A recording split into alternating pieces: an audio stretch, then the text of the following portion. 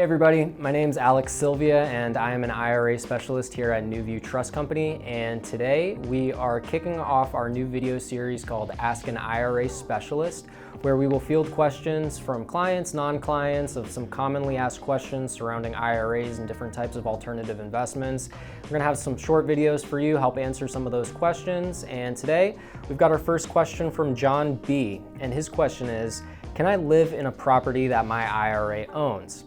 And the simple answer is no, but there is some silver lining, and we'll get to that in a minute. But when you're dealing with real estate investments in your IRA, it has to be strictly an investment property, meaning that you can't personally stay at the property, or your spouse, or any direct family members, and more specifically, your lineal ascendants and descendants. And according to the IRS, lineal ascendants is your parents and grandparents, and your lineal descendants are your kids and your grandkids, as well as their spouses. And like I said previously, you and your spouse are disqualified from staying at the property as well. So when you deal with rental properties in your IRA as a form of investment, you just want to know who those disqualified people are. Don't rent to them, don't stay at the property yourself or your spouse, and just keep in mind that if the IRS were to catch wind of either you or one of the disqualified persons staying or renting at the property, they could view that as a prohibited transaction, actually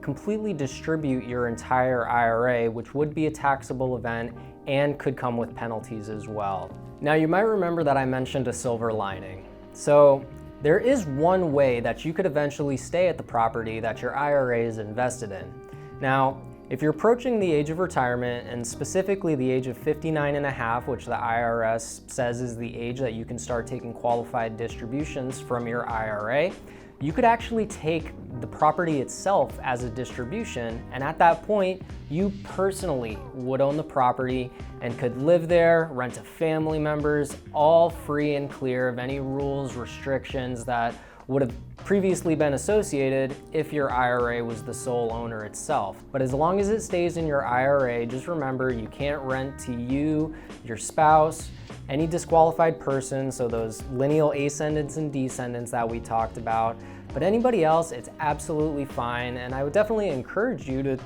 try to find a way that you can structure it and have it make sense, that colors within the lines of the IRS rules and regulations, because at the end of the day, a cash flowing rental in either a tax-deferred or entirely tax-free IRA is an extremely powerful investment vehicle, especially when you start compounding those gains year after year. So this was our first episode of Ask an IRA Specialist. Thank you to John B for his question about living in a property owned by your IRA. I hope this answered everybody's questions, and if there's any more that you've got following your viewing of this short segment, please email us at iraspecialists@nuviewtrust.com.